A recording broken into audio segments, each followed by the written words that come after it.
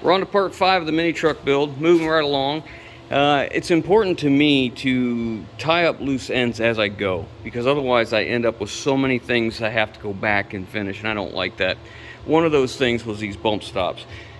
This side used to have this bump stop mounted on this corner, welded in here and on the inside. Well, I was looking for the most opportune place where we could mount it and it would keep the body line correct, keep it plumb, and give us the most support, which may not be the most aesthetically pleasing, but it definitely is a good place for it and it works well. I was able to utilize the thickness difference and I think it's going to be okay. So I haven't done a latch here. If you remember, I was working with this and it's spring steel, so I don't want to weld it, because once I weld it, I think we're going to lose the fact that it's spring. So I took some scrap steel and I made these pieces of steel, these braces, corner brackets, whatever, and we just tack welded them in for right now. And what I'm going to do is mount this on here, and I chose that thickness because, as you can see, this kind of dips in, and where my alignment is, that's where I need to be. So once I get this in here, it will still have the spring in it, because when you see if I can do this one-handed, once you put this spring on here, it pulls it this way and pulls it away from my metal. So we're gonna have enough tension there to hold it, I think. So what I'm gonna do is I'm gonna weld these in place, and then we're gonna center punch, drill, and tap these two holes, and we're gonna make it so that we can adjust these. You can see these are kind of oval a little bit, so we won't fill them holes with the biggest bolts we can. We'll make it to where they are somewhat adjustable but not too loose.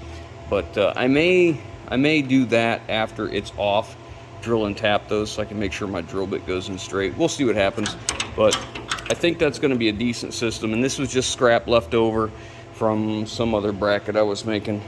Oh yeah, that was the bracket for the hoist. So this is just remnants. So, and I think it'll help. It'll add a little strength. Not that we need it, but it'll be helpful. Every little bit's helpful. But every pound you put on makes this bed a little bit heavier. But I'm happy with that system. So I'm gonna go ahead and let this down and weld those in. All right, so it's welded in, but it's still too hot. But I'm pretty happy with that.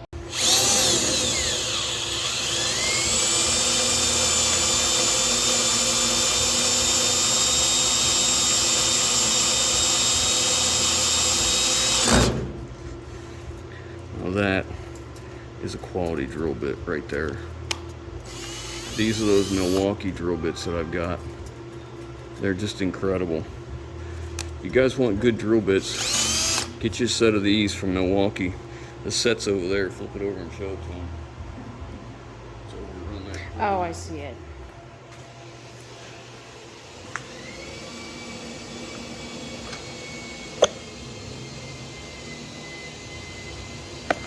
Titanium, it says.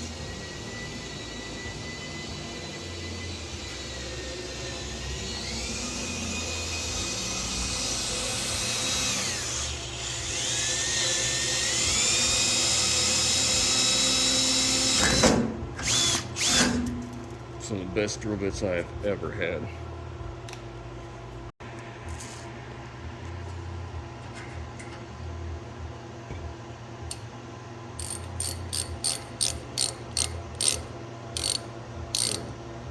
Getting this started is the biggest part of the hardest part of tapping a hole.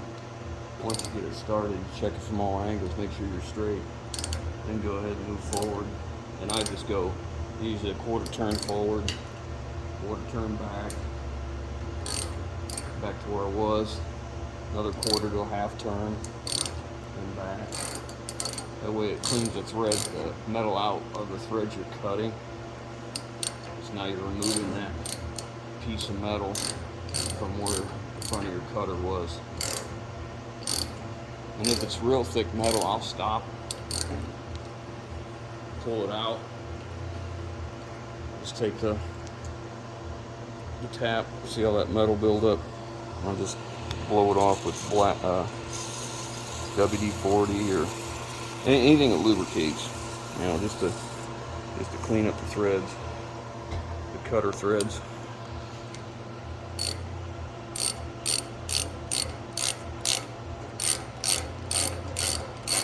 If I'm feeling like I don't have enough work to do, sometimes I'll use a cordless ratchet, a battery ratchet. That way I can get it bound up and break the tap off. Yeah, we're through. Now we're just going to run it all the way in. That makes for some really nice, easy threads.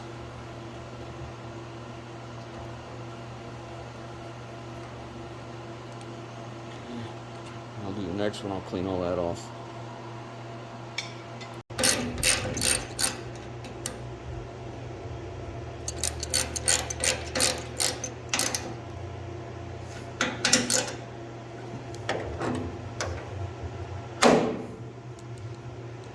Nice. That'll do. That'll do the other side. I just tapped it with a 5/16 tap, so it drilled it to 17/64. So that's what most taps will tell you that right on them. What you need to tap the hole to, or drill a hole to before you run the tap in.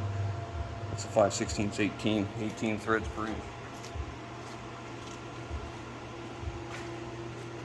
All right, I got all the holes drilled and tapped, and I got the brackets in here, and it's nice and snug, and it doesn't make any noise. And I always like to do away with rattles. I don't like rattles at all, so I'm happy with that. So I got everything set up on cribbing here, so I get an idea of just how high I can go and the positioning of everything, and if I'm happy with it, what I like, what I don't like. And even though I went through grief getting that reservoir for that motor, I don't think I'm going to use that. I'm going to go look and see if I have anything else.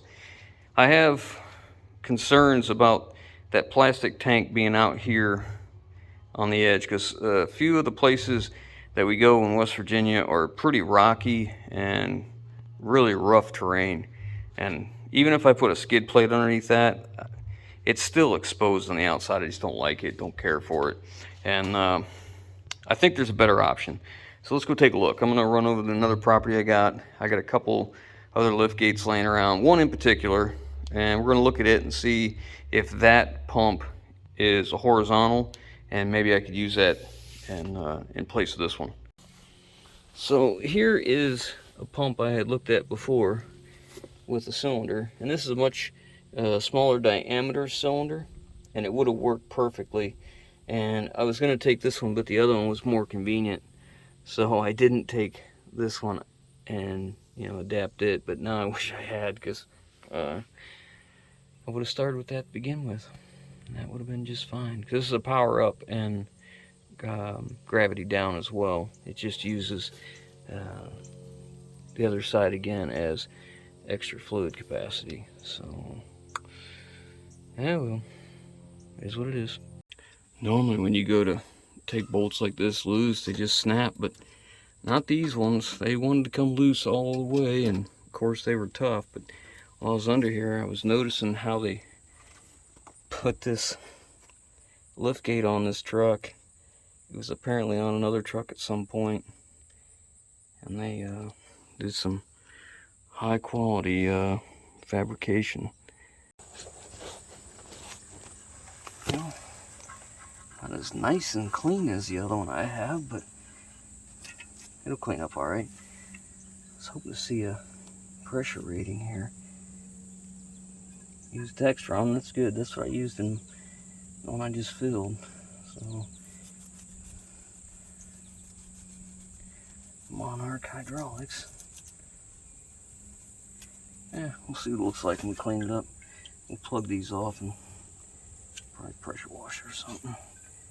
This is all just dry crud. I need to paint the tank so it don't rust away, huh? Mm-hmm. Okay. I guess we'll try it and see how it works. Alright, so I pressure washed it. Looks a heck of a lot better. And the one fitting, I went to go take it off, and this reducer bushing snapped off in the housing. So I had to worked pretty diligent to get that piece out, you know, cast steel, or I guess that's just steel, not cast, into an aluminum housing. So I went and got another fitting. I needed to change a fitting anyways. It was a female JIC instead of a male, and I need a male, so I went and got that fitting. Now what I'm going to do is flush out the tank, put some fresh fluid in it, and we're going to, you know, clean it all out the best we can before we try it, and we're going to see if it'll work. Fingers crossed. That thing's been sitting a long time, many years. Put a little ATF in here, and I flushed the tank out already. Oops. Now I'm apparently rust proofing the tank on the outside. But I don't want to hook this to anything until I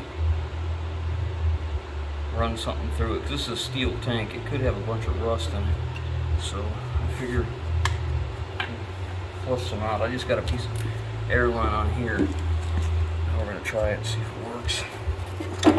This solenoid's no good. I don't know if we'll be able to use that or not.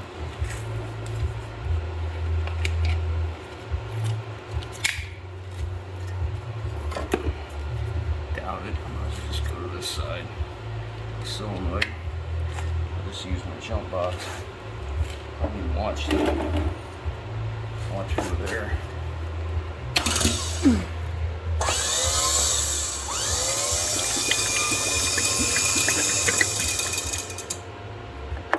Pretty plain.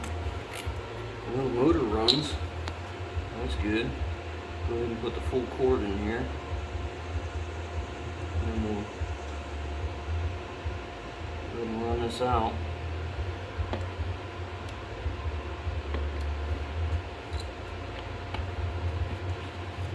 That's just air. Now I'll turn the jump box back on. Oh yeah, look at that. That's good.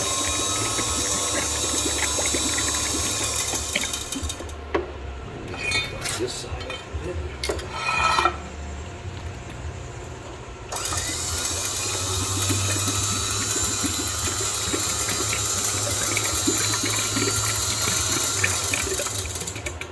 Well, it works. Whether it makes pressure or not, I don't know.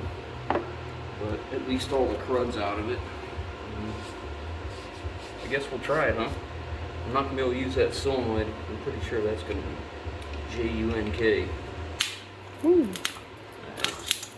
It's short now. Alright, we're going to eliminate this. We'll just put another solenoid on it somewhere else. And we'll just use a... Ooh, that's not... I don't know if that's going to come off. Boy, this goes from bad to worse. I think I'm going to soak this down. You see how rusty that is? Mm-hmm. I'm going to soak that down overnight before I try and take it out. I took the breather out and took it apart, cleaned the foam that's inside there. I don't know why they have this breather here. This is just going to let water in. It's unnecessary. That wasn't plugged up. This is just overflow goes into the cylinder. We'll be changing this out to a smaller line, which is what that uses. So we won't be using any of this. We'll just come off of this with a compression 90. But let me get this soaking. We'll see if we can get this apart. I was able to get that nut off. I took the cutting wheel and I basically just sliced it, and just to make it easier, and then I went ahead and cleaned the bottom of that nut up real good so we can get a good contact between the two. And then I put this cable on and retested it just to make sure that we didn't mess anything up in the motor. I got the solenoid off. It's over here. I'm not sure if I have another one like that or not. I'll have to look. I know I have one that has, it's kind of like for a winch. It has polarity on two and then not on the others if you energize it one way, but I'll have to look, see what I got. I got my fittings changed. All that's ready to go. We got this flushed out. Now we know that this runs and will move fluid. What we don't know is if it will make pressure. So the only way to test that is to hook it up to the cylinder. So I'm going to go ahead and make the mount where it's going to go, because if this one doesn't work, we're just going to use a different one with a horizontal tank as well. But the horizontal tank is quite a bit longer. and I'll have to do something a little bit different to make that one work, but fingers crossed this will work. So I have decided that that battery and that electric over hydraulic power unit are going to live under here.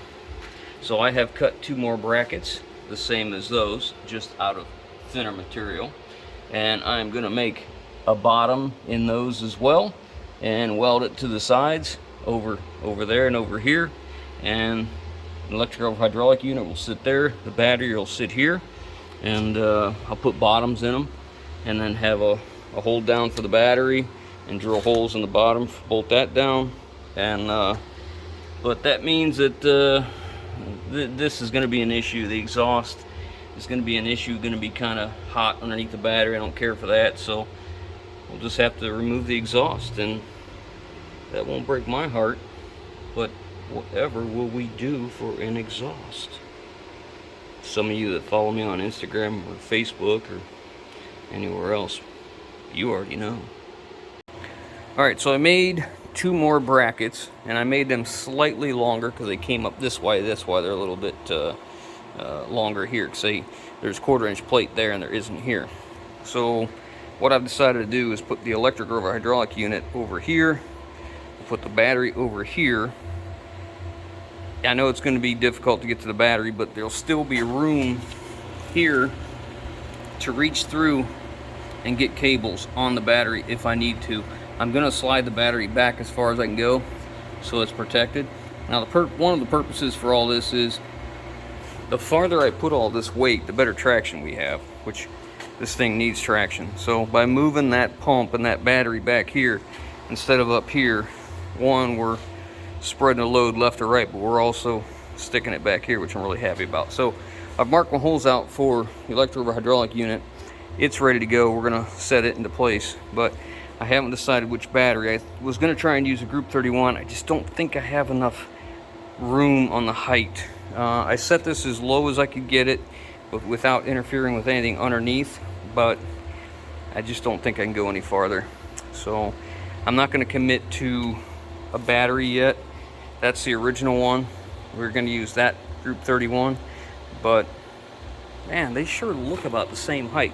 Really, it's the length, because the Group 31 comes out here, and this has a slight incline up to come to here, and I wanted them all to match, so it brings this one up higher. I could put the positive back that way, switch down low, and if it did come in contact in the front, it wouldn't be a big deal. We'll work on it. Got everything mounted now, all my holes are drilled. I made battery hold downs out of all thread. I plan to slide a piece of 3/8 fuel line over top of that, or 3/8 air line, one or the other, and then we'll cut the length off once we know which battery we're going to go with. This is the battery that was in this mini truck to begin with. I was hoping to use that for my tractor, because my tractor needs a battery, and then use a Group 31, but I just don't know if I can use a Group 31. But I've set this up so that it's wide enough to go to the Group 31, or if I have to, maybe a Super Duty battery. I probably have a battery out of a Super Duty that's probably borderline okay that I could use in this. I mean, it would be adequate for this, but not enough to start, you know, a 7.3 or a 6.7, something like that. So maybe we'll do that, but it's coming along. Okay, so I've got all my wiring in these straps here. I drilled that bar and tapped it to 1/4 so I can have everything laid out. All the cables are done, everything's mocked up, it's soldered, heat shrinked, nothing's tight, nothing's complete, because it's gonna have to come back off because I gotta prime and paint all this. But before I can do that, I need to make a bracket, because we're gonna add one more piece of equipment in this area right here. This side over here is pretty full, not a lot of room, so we're going to utilize this little space we got here. And what we're going to do, because you remember we got the lift cylinder here, that's electric or hydraulic, the battery electric, and then this. So what we're going to do is we're going to add electric onboard air. This is a Viair part number 10002. I picked this up at Summit Racing. It was like $260 something, but it's a complete kit for onboard air. It's the compressor itself, the tank, air filters or remote mount air filter. That's what that thing is right there for remote mount. Drain valve, pressure relief valve. That's probably, I'm guessing that's a check valve, or that check valve's usually in that hose. So that might just be an outgoing fitting. Comes with all the wiring, fuse holder, relay, pressure switch. I'd have to look for sure, but I think this one comes on at 90 and off at 120. I chose this one because it's the value of what it is. It's only got 2 CFM, so it's not really that big, and 25% duty cycle at 100 PSI. So what that means to us is that it can run 1/4 of the time. So whatever time it's running, it has to have 3 times that amount of time to cool down before it starts up again. So if you need more air than that in that amount of time, you'd want something with a higher percentage of duty cycle. The ones I put on my 4500, if you remember, they were 100% duty cycle. They could run constantly, and it wouldn't be a problem. This isn't a big deal. We want onboard air for several reasons. One is, this thing will be going to West Virginia, and if we get a low tire, I want to be able to air it up. Also, we want to have air for the next part of this. That's right.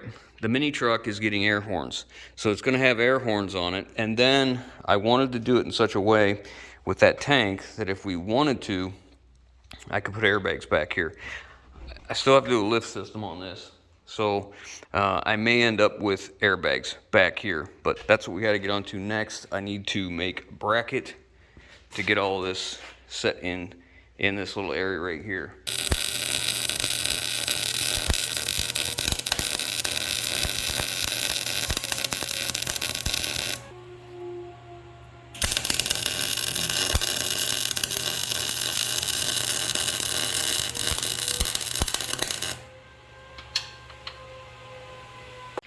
So I'm mounting this air compressor tank here, and I want it tucked in as tight to the frame as I can get.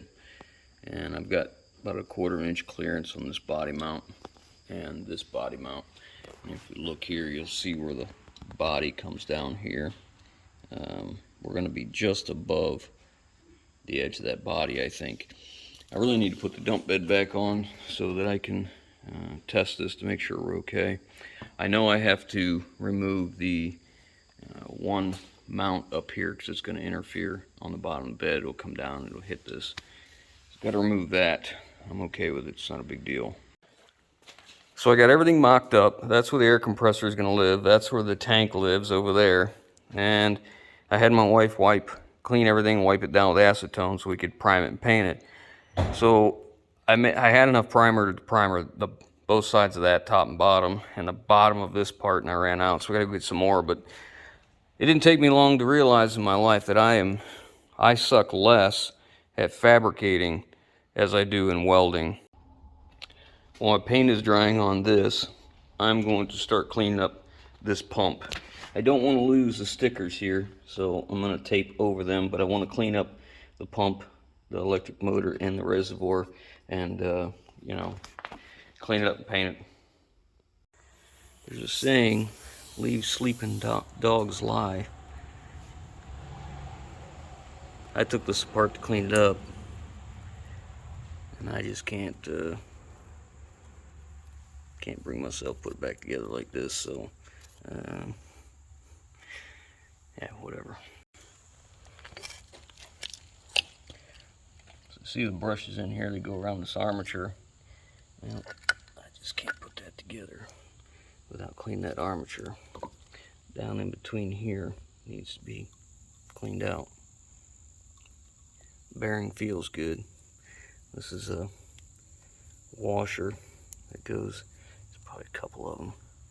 One's like a insulator. It's like a fabric, non-conductive. It goes between it and the end cap. But I'll take this, clean this up real good, and take a pick and run through here and get all the crud out of them grooves and clean this up too. Won't take long.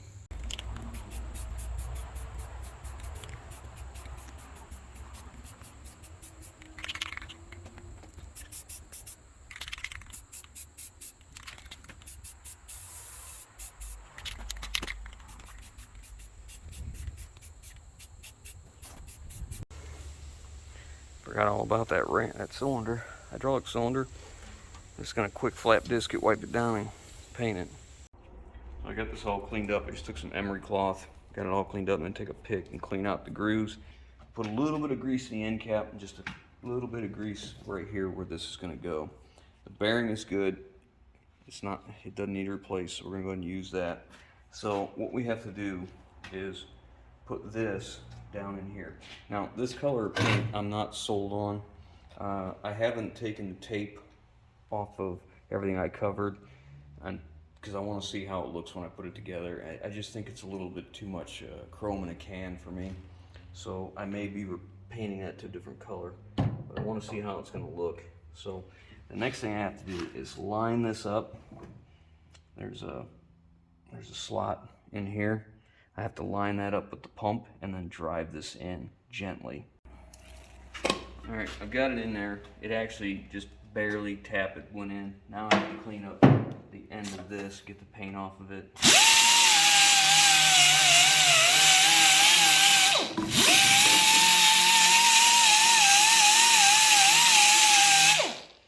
Clean both sides.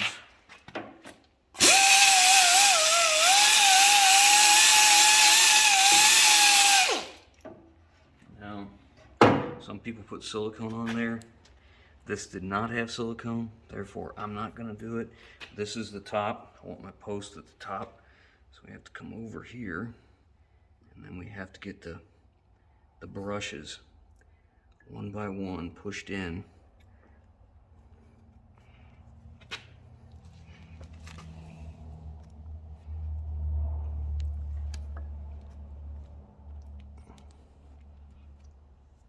I need one more finger. Well, where do you want me to do? I was trying to help, but it didn't seem like it wanted to move. Well, it's kind of sitting on it. You have to have all these in at the same time. You want me to pull that one out? Hang on. Okay. I think I've got it. I used to use paper clips for this.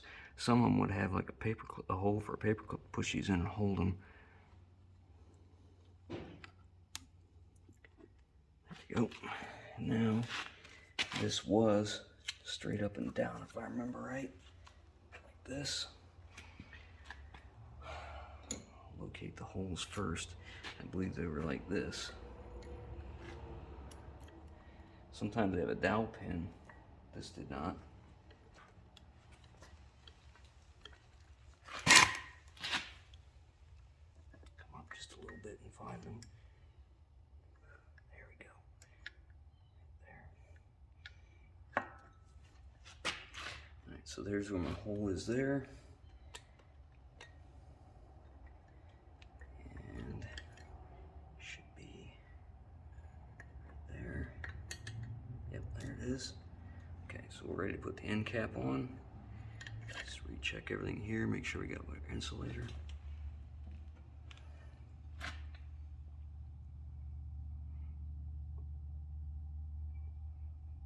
Now, this has a alignment hole here as well, which may have at one time had a pin. So it may have been a part before, I don't know. I'm just gonna put it back the way it was. In the wrong spot. Give it the right here.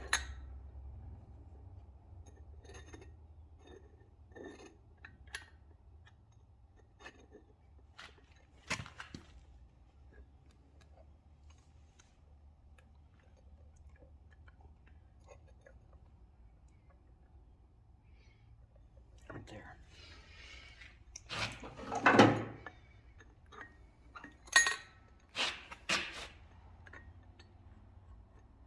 I can't tighten these up yet because this bracket goes on. It's such a weird bracket. It goes underneath this stuff. It has to be put together. I think here. Which way did that go?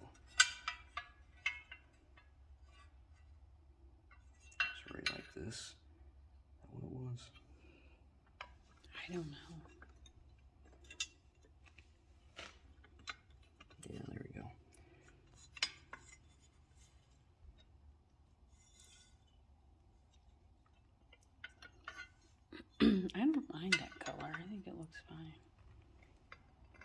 But you paint it however whatever makes you happy, because I don't really care. It's your buggy. I'm not going to sit there and look at that all the time, so I really don't care what shade of gray it is. Okay. That's there. There. I don't want it keeping you up at night thinking about that color that you don't like. Whatever.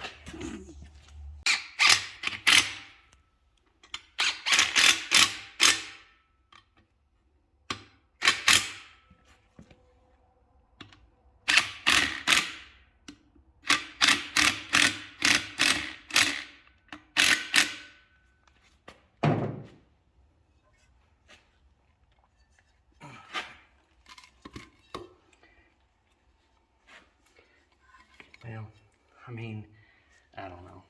It looks good. I mean, it kind of looks like it's really chrome. All right, we're gonna live with it then. You sure you can? I don't know. It just looks like it's chrome in a can. Is all I can say. You know. Yeah, but it's not as chromy as some of the other ones. It's not as bad. Yeah. I guess it's a keeper because I'm taking the tape off. I like it. Okay, well, that's all that matters. Well, I mean, you've done a good job painting it, so it doesn't look, you know, if it had runs and stuff in it, it would look horrible, but We'll live with it. I mean, yeah, I think it's good, all right. Okay, let's go put it in place, I guess.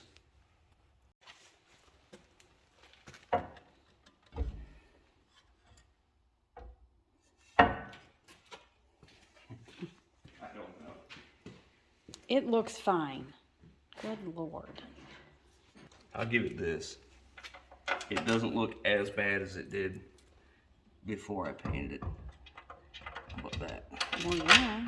I think it looks good. Okay. So if somebody has something to say, just tell them that's what my wife wanted. That way you don't have to act like it was your idea. Well, I mean, the reality is the color paint that I wanted, I didn't have, and we went to 2 stores and they were out of it. And I'm just not patient, so. No. Don't even. All right, let me get this all in here and then we'll bring you back once we start the wiring. Making progress. I have the electrical or hydraulic unit completely back together. It's mounted, 100% done, wired, tested. It turns. I can't test pressure yet because I don't have that hooked up, but all the wiring's finished. We have 2 remotes. One is a switch inside the cab. The second one is this remote, which will be back here. So she'll be able to stand back here when she's dumping and go up and down. Now this cord right now is one piece, but we're gonna cut it right about here, and there'll be a 4-pin plug, round trailer plug, in the back of the body that she can plug into. That'll stay in the toolbox. The other one will be inside. Batteries in, my circuit breakers are in, my feeds are all in, my air compressor's in. Air compressor is fed off of this. This is a 20 amp fuse holder right here, and that's a 15 amp circuit breaker and a relay. So the way that system works, oh, and here's the air intake. It's this hard plastic line. We're running that inside the cab so we suck clean air instead of the dusty, dirty air, because where we taking this is pretty dirty. Very dusty. So we'll pull the air from inside the cabin, inside the cab. The circuit breaker feeds the relay. The relay is controlled by a pressure switch. The pressure switch gets its power from the key side of the ignition. So when the ignition is off, the compressor can't run. There's many ways you could have run that, but that's how I chose. The cylinder is in. I chose to use a bolt and a nylock nut to hold the pin in instead of a roll pin, because I found out that once I put that roll pin in, if I have to take it off, I'd have to remove the bed to get the roll pin out. So kind of counterproductive. Done with all that, we have our wiring back here. This heavy gauge, was it 8-gauge wire for, there'll be the receiver back here. We're putting a winch on a receiver mount so you can slide it in the back or the front. The front will have to come later. Tank's all in, drain is in. I made a large hole here for the drain so you could easily reach up in there and drain it. And I put the drain in the front on purpose because the back end of this is going to sit higher, so all the water will go to one end. So hopefully it shouldn't, that tank should last quite a while. A few more things to do. This is for my pressure switch. I need some fittings here. We have a lot going on. I need air going inside the cab. We're running air on that side, and we're running air to something else. So now I gotta get some fittings. But we're moving along.